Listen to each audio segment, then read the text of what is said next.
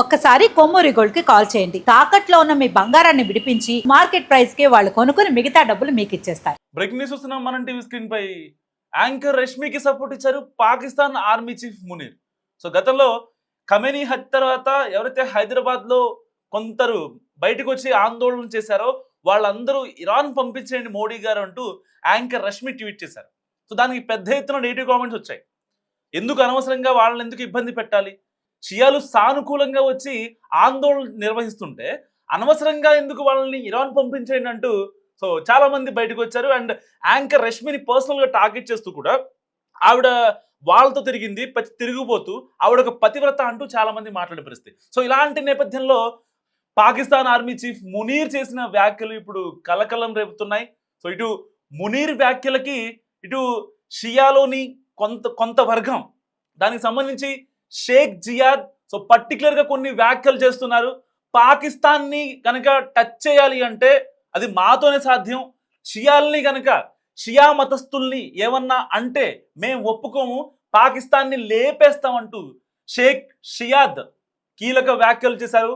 So ఇప్పటిదాకా Munir Pakistan army chief Munir ఎలాంటి పని అంటే అలాంటి పని అతను తలుచుకున్నది చేసేవాడు. సో ఇలాంటి నేపథ్యంలో ఇప్పుడు పాకిస్తాన్ ఆర్మీ చీఫే డైరెక్ట్ గా సున్నీ వేరు షియా వేరు అని చెప్పి మాట్లాడటం ఇప్పుడు కాస్త విడ్డూరంగా ఉన్నటువంటి పరిస్థితి. ఇటు ప్రపంచ వేదికల మీద ఇప్పటికే పాకిస్తాన్ కానీ పాకిస్తాన్ ఆర్మీ చీఫ్ మునీర్ కావచ్చు చాలా సార్లు అందరి ముందు అపహాస్యమయ్యారు, నవ్వుల పాలు అయ్యారు. సో ఇలాంటి నేపథ్యంలో పాకిస్తాన్ ఆర్మీ చీఫ్ మళ్ళీ సున్నీ వేరు షియా వేరు సో ఈ యొక్క మతాలకి సంబంధించిన సెన్సిటివ్ ఇష్యూస్ ని గెలికే ప్రయత్నం చేశారు. ఇప్పటిదాకా మునీర్ ఇండియాకి వ్యతిరేకంగానే మాట్లాడతారు. సో ఏ ప్రపంచ వేదిక తీసుకున్నా సరే ఎలాంటి ఇబ్బంది వచ్చినా సరే ఇండియాని లేపేస్తాం, ఢిల్లీలో దాడులు చేస్తాం, ముంబైలో దాడులు చేస్తాం, క్షిపణి దాడులు చేస్తాం, ఇండియాలో దాడులు చేస్తాం, క్షిపణి దాడులు చేస్తాం అంటూ ఈ మునీర్ చాలా గట్టిగా మాట్లాడుతూ ఉంటారు. సో ఇలాంటి కాన్సిక్వెన్సెస్లో ఇప్పుడు అక్కడ ఉన్న వాళ్ళని, ఎందుకంటే అక్కడ పాకిస్తాన్ ఆర్మీ దాదాపుగా 6 లక్షల మంది సైన్యం ఉంటే ఇటు 4 లక్షల మంది షియాలే ఉన్నారు. సో షియా అనేది చాలా పెద్ద చరిత్ర ఉంది. సో ఇరాన్లో ఎలాగైతే అక్కడ ఉన్న షియాలకి దాదాపుగా అంటే 70% ఇరాన్లో షియాలే ఉంటారు. సో ఇంకా ఇంపోర్టెడ్గా వెళ్ళిన వాళ్ళు కావచ్చు, మైగ్రెంట్స్ కావచ్చు, లేకపోతే అక్కడ గూఢచారిగా వెళ్ళిన వాళ్ళు కావచ్చు, ప్రతి ఒక్కళ్ళు ముస్లిమే అయి ఉంటారు. అండ్ దట్ టు పర్టికులర్గా షియానే అయి ఉంటారు. ఇలాంటి కాన్సిక్వెన్సెస్లో ఖమేనీ హత్యని మేము వ్యతిరేకం అంటూ ఇక్కడ పాకిస్తాన్లోని కొన్ని సిటీస్లో షియా మతస్థులు బయటకు వచ్చి వాళ్ళు ఆందోళన చేస్తుంటే ఎవరైనా ఆందోళన చేస్తే వెళ్ళిపోండి అంటూ కూడా పాకిస్తాన్ ఆర్మీ చీఫ్ మునీర్ చేసిన వ్యాఖ్యలు ఇప్పుడు ప్రపంచ వేదికలపైన కల్లోలం రేపుతున్నాయి. ఇప్పటిదాకా పాకిస్తాన్ అంటే ఒక ముస్లిం కంట్రీ. సో ముస్లింలో సున్నీలు ఉంటారు, షియాలు ఉంటారు. సో ఇలాంటి ఇటు గల్ఫ్ కంట్రీస్ కావచ్చు, ఇరాన్, ఇజ్రాయెల్ కావచ్చు, ఖతర్, బహ్రెయిన్ కావచ్చు, సో సున్నీ అయినా షియా అయినా అంటే కలిసిగట్టుగా ఉంటారు. అలాంటి నేపథ్యంలో పాకిస్తాన్లో ఇప్పటి వరకు కూడా సున్నీలు షియాలు అనే మతభేదాలు రాలేదు. మనందరం ముస్లింలే అన్న భావన చాలా మందిలో కలిగింది. కానీ అలాంటి టైంలో షియాలపై మునీర్ చేసిన వ్యాఖ్యలు ఇప్పుడు కల్లోలం రేపుతున్నాయి. ఒకవేళ గనక పాకిస్తాన్ ఆర్మీ చీఫ్ మునీర్ ఆ వ్యాఖ్యల్ని వెనక్కి తీసుకోకపోతే పాకిస్తాన్ అట్టుడికి పోతుందంటూ కూడా అక్కడి షియా నేతలు ఎవరైతే ఉంటారో షేక్ షాహిద్ కావచ్చు, ఇలాంటి వాళ్ళు చాలా గట్టిగా మాట్లాడుతున్న పరిస్థితి, నిరసన జ్వాలలు వ్యక్తం చేస్తున్న పరిస్థితి. సో ఖమేనీ తర్వాత ఎలాగైతే హైదరాబాద్లో నిరసనలు ఆందోళనలు జరిగాయో సేమ్ సినారియోలో ఇక్కడ పాకిస్తాన్లో కూడా నిరసనలు చాలా పెద్ద ఎత్తున జరుగుతున్నాయి. సో ఇలాంటి నేపథ్యంలో ఇఫ్తార్ విందులో పాల్గొన్న మునీర్ ఇలాంటి వ్యాఖ్యలు చేయడం నిజంగా దురదృష్టకరం. అంటే ఒక రకంగా పాకిస్తాన్ అడుక్కు తింటుంది. ఇలాంటి నేపథ్యంలో మళ్ళీ వీళ్ళు షియాల్ని సున్నీల్ని వ్యతిరేకం చేసి వాళ్ళ గొయ్యి వాళ్లే తవ్వుకుంటున్నారు. సో ఇక్కడ పాకిస్తాన్ ఆర్మీ చీఫ్ మునీర్ ఎందుకు వాళ్ళని షియాల్ని సపరేట్ చేయాలనుకున్నాడంటే, సో ఇప్పుడు ఖమేనీని ఎలాగైనా సరే చంపింది ఎవరు? ట్రంప్. సో ట్రంప్ వాళ్ళ దయ, అగ్రరాజ్యపు దయ పాకిస్తాన్ మీద ఉండాలి అంటే వాళ్ళు చెప్పినట్టు మాట్లాడాలి, వాళ్ళు చెప్పినట్టు చేయాలి. సో మన దేశం లాంటి కంట్రీ అంటే సెక్యులర్ కంట్రీ కాబట్టి కొన్ని సెన్సిటివ్ ఇష్యూస్ని మనం టాలరేట్ చేయం, అది ఏ మతమైనా సరే. సో మతాలకు అనుగుణంగా సెన్సిటివ్ ఇష్యూ ప్రజలకు ఇబ్బంది అవుతుంది, లేకపోతే టెర్రరిజం ఇంకా ఎక్కువ అవకాశం ఉంటుంది, వేరే గ్రూపులు వచ్చి ఇండియాలో రాజ్యం వెళ్తాయన్న సిచ్యువేషన్లో మనం దేన్ని కూడా టాలరేట్ చేయం. మన గవర్నమెంట్లు, ఏ గవర్నమెంట్ ఉన్నా పార్టీలకు అతీతంగా మాట్లాడుకుందాం.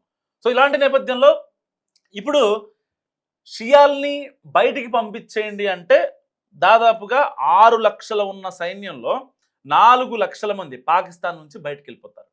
సో వీళ్ళందరినీ ఇప్పుడు ఖమేనీ యొక్క వారసుడు ఎవరైతే ఉన్నారో అతను కూడా లాగేసుకునే ఛాన్స్ ఉంది. ఎందుకంటే పాకిస్తాన్లో ఉన్న షియాలు ఎవరైతే ఉన్నారో వాళ్ళు చాలా పవర్ఫుల్.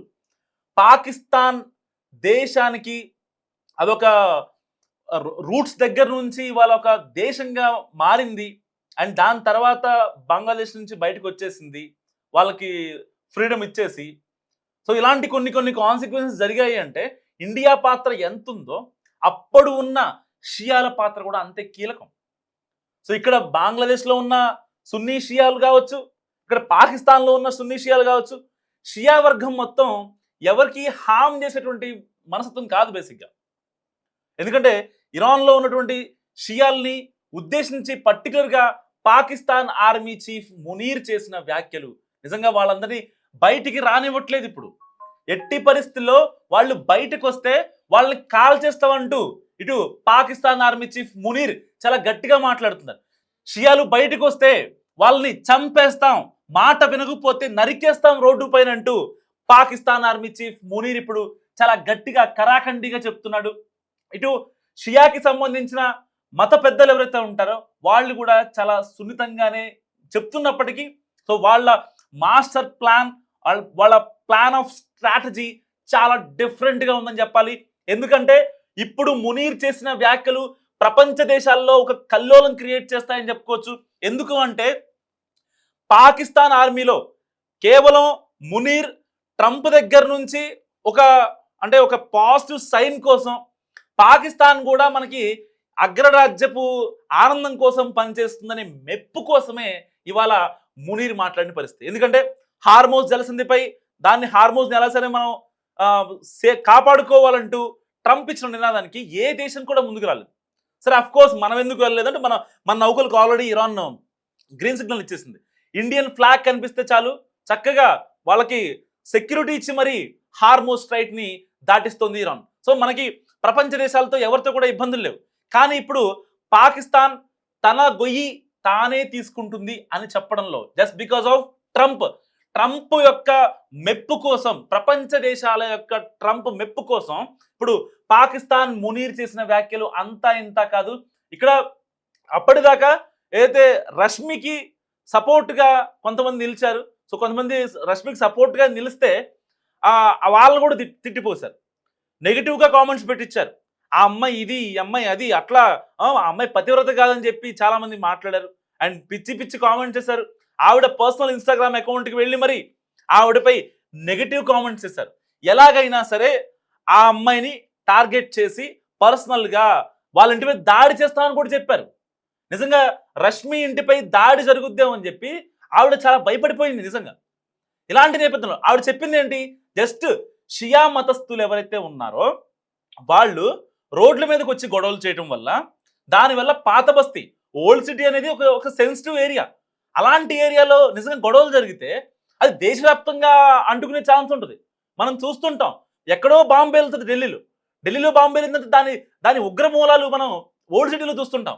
సో ఎక్కడో చోట ఏ కనెక్టివిటీస్ ఉన్నారు. రీసెంట్గా ఢిల్లీ ఫోర్ట్ దగ్గర జరిగిన బ్లాస్ట్లో కూడా దాని మూలాలు హైదరాబాద్కి సంబంధించి ఉన్నాయి. సో ఇలా ఒకటి కాదు రెండు కాదు, గడిచిన 25 ఏళ్లలో ఎక్కడ ఉగ్రమూలాలు, ఎక్కడో ఆస్ట్రేలియాలో ఉగ్రమూలాలు ఉన్నా మన దగ్గరికి, మన హైదరాబాద్కి కనెక్ట్ అవుద్ది. ఎందుకు? సో ఓల్డ్ సిటీలో ఉన్న ముస్లింలలో కొందరు ఉగ్రవాదులు ఉన్నారు. సో ఇలాంటి నేపథ్యంలో అక్కడ ఉన్న ముస్లింలందరూ ఉగ్రవాదులు కాదు, కానీ ఆ ముస్లింలో కొందరు ఉగ్రవాదులు ఉన్నారన్నది నిజంగా సత్యం.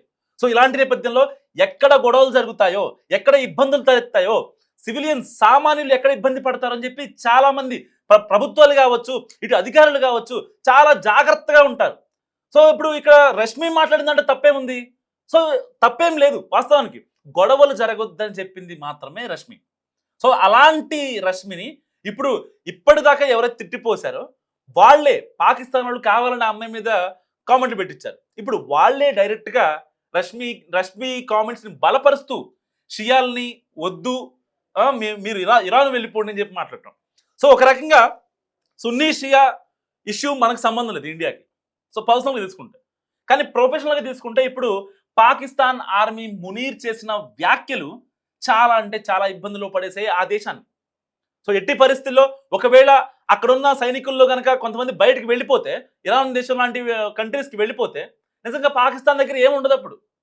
అప్పుడు ట్రంప్ ఏమైనా పంపిస్తాడా అక్కడ నుంచి సైనిక స్థావరాలకు, లేకపోతే ఎయిర్ బేస్ ఒక ఎయిర్ బేస్ ఇచ్చామని చెప్పు, లేదంటే ఇంకోటి ఇస్తామని చెప్పు, అక్కడ నుంచి అయితే సైన్యాన్ని పంపించడు కదా.